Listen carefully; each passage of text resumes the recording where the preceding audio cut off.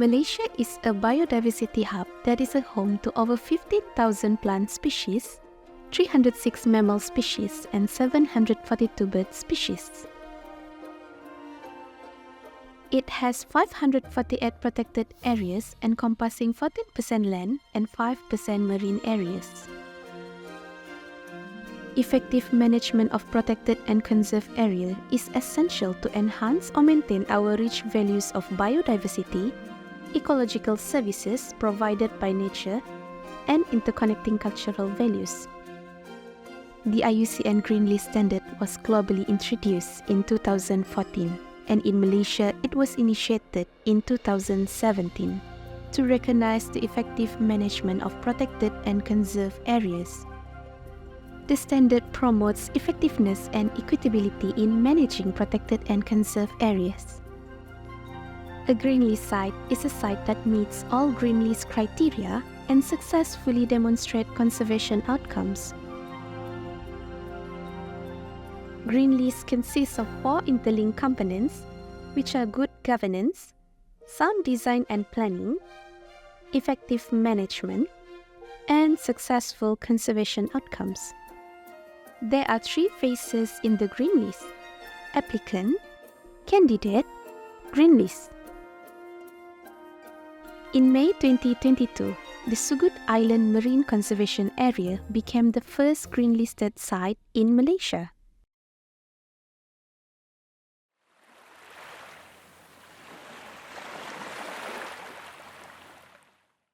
I'm the lead marine biologist for Reef Guardians, and that's the companies that are being appointed by the Sabah Wildlife Departments to manage Sugut Island Marine Conservation Areas. That's also called SIMCA. So SIMCA consists of 46,317 hectares with 3 islands, with Tagaipil, Bilians, and Langkayan here. So what's so important here in SIMCA is the 3 key habitats. Is the coral reef ecosystem, seagrass bed here, and then also the nesting beach for the 2 species of marine turtles. What motivated us to apply for IUCN Green List at the beginning, it was because of the when we see the standard. So the standard having 50 indicators to fulfill. And when we first saw it in 2018, actually 2018-2019, we already see that Reef Guardians and SIMCA already achieving almost 80% of the indicators. So then, the motivation is high. Is that why don't you go for it?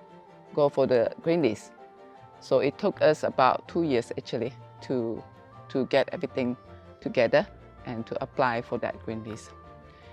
And why so important for us is because I think the efforts that we put in for so many years, and then we see that's the conservation outcome.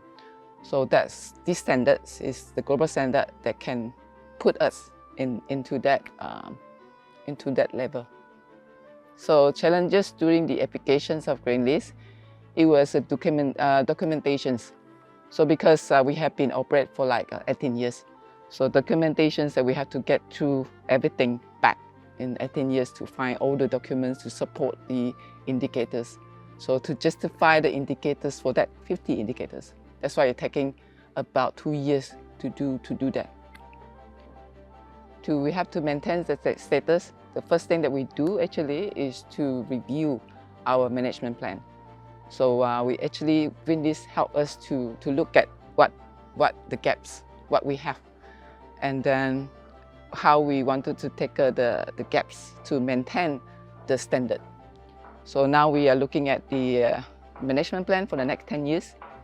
So to maintain that status.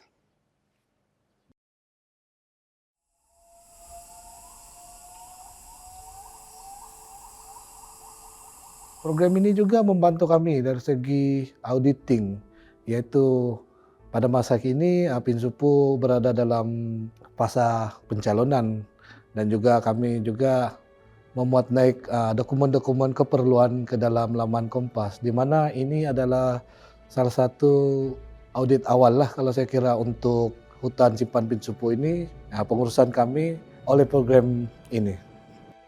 Kita sini mengiktiraf hak penduduk asal dan juga orang komuniti tempatan di dalam hutan simpan ini, yang mana komuniti tempatan itu adalah Kopel itu sendiri bagi hutan simpan Pinsupu. Tabirush yang baik ini juga memperkasakan kesaksamaan jantina. Hasil pemeliharaan yang berjaya dapat dicapai. Saya membagi contoh kepada hutan simpan Pinsupu. Di sini Jabatan Perhutanan membuat pendekatan dengan komuniti di sini, dan juga pihak jabatan menandatangani MOA, Memorandum of Agreement, dengan komuniti di sini melalui Kopel, yaitu perkara-perkara pengurusan di sini Kopel akan menjadi partner dalam bidang-bidang pengurusan kami di sini. Hasil pemulihan yang berjaya di sini kita boleh nampak Kopel boleh dan komuniti di sini boleh menjadi mata dan telinga untuk Jabatan Perhutanan lah. Yang mana kalau kita lihat tren pencorobohan hutan di Pinsupu ini, kita lihat tren 10 tahun tuh dia akan berkurangan lah. Dia memang berkurang dari tahun ke tahun. Dan juga pengurusan yang berjaya ini kita boleh lihat hutan simpan Pinsupu ini sendirilah, yang mana lokaliti hutan ini berada di tengah-tengah, dikelilingi oleh kampung dan juga ladang-ladang sawit. Dan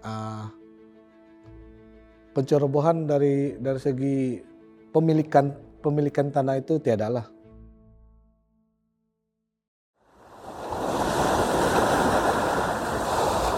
The three objectives of TMP were to conserve marine biodiversity, to ensure that fishery industry is developed in a sustainable manner, and to also help alleviate the poverty amongst the surrounding communities.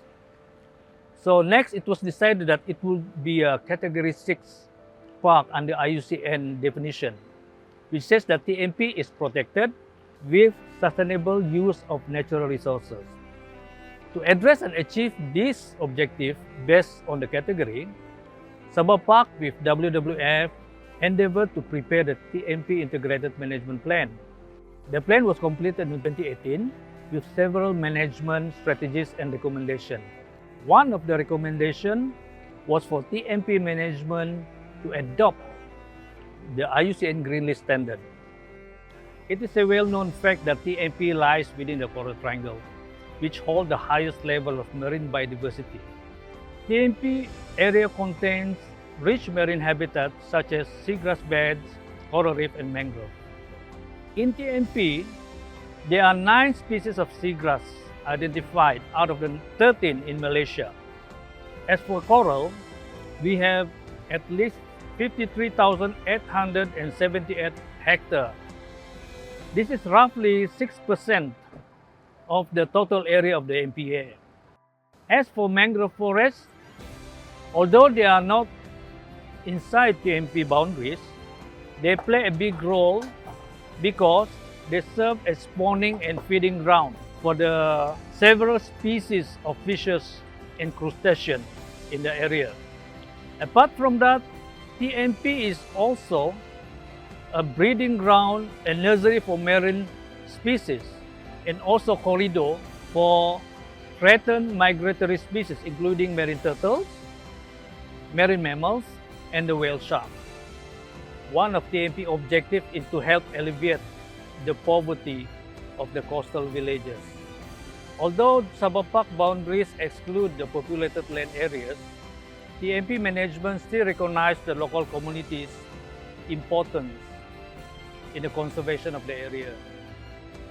We also recognize the participation as very important to the success of the management of TMP.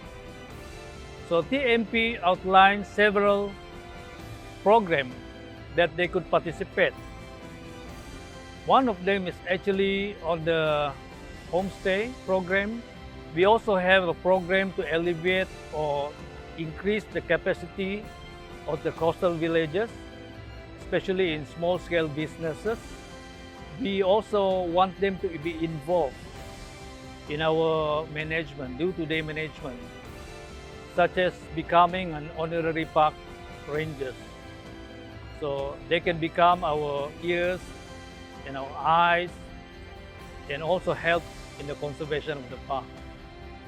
Apart from that, the other thing is that we also recognize that being villagers, and maybe they have needs of infrastructure such as fish landing jetties, water supplies, and access road.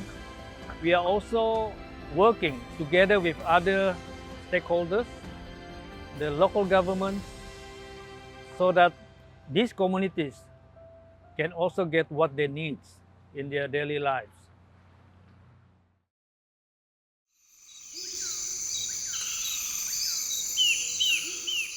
Danum actually started in the 60s. It was discovered by one of the researcher named John McKinnon. He did his research for, I think, around 8 months, somewhere near Danum, not exactly in Danum, but somewhere near Danum Valley Field Center. And he described the area in his book, In Search of the Red Apes. So that is where Danum, first came up. The book was published in 1971, and then aside from there, people start to wanted to know about this area. And then in 1984, they start to build the study center. Previously, it was called Field Center. Now we call it a study center. The study center was officially opened in 1986. As the project progressed, in 1996, the whole Danum conservation area has been gazetted into Class 1 Forest Reserve. Stakeholders' involvement in Danum, actually, they're directly under the Danum Valley Management Committee. That is where they're involved. So there are several stakeholders involved in this management committee. They are from the government sector, from the universities, and we also invited some from the local government, and as well as from NGOs. What we need from them actually is to advise us how to manage Danum. From there, then we know whether what we have been doing is in line with the objective or not. The involvement of stakeholders in this management committee is very important. Sometimes when we have issues regarding research, who came over who are applied to do research in Danum, this committee will decide whether they are allowed to do the research or not. If they are allowed, then they can do the other process in applying to do research in Danum. So that means all the stakeholders in the management committee has a very strong decision making, whether to allow or not a research can be done or not. Not only research, but it also involve filming, doing documentary, even some interview also have to go through the management committee, because there are things that they need to ensure that it doesn't go beyond the objective of setting up the Danum Valley Conservation Area. Under the Green List, there are 4 components. The first one is the governance. The second one is planning. The third one is implementation. And the fourth one is the outcome. Personally, I would say the second one is the most challenging one. One of the requirements under the component is to identify the natural value that we can use to monitor and to use it as to set up a threshold. But unfortunately, we don't have that a long-term monitoring for that specific natural value that we have selected. Without that, then we cannot set up the threshold. In fact, the threshold is very new to us. Once that one cannot be done, the rest of the component will not be able to be done. So for me personally, I would say the second component is the most challenging one to do. After joining Green List, it seems like we now have a standard that we have to follow. because under the Green List, it requires us to do certain thing like involvement of the community, which we never do before. We are now trying to get the community to be involved in sharing their knowledge about the conservation area, what they think that they can assist or we can assist them in protecting the conservation area. Green List helps guarantee that wildlife and ecosystem can survive, thrive, and bring values to communities everywhere. It is hoped that more protected and conserved areas will join in the Green List journey and achieve successful conservation outcome worldwide.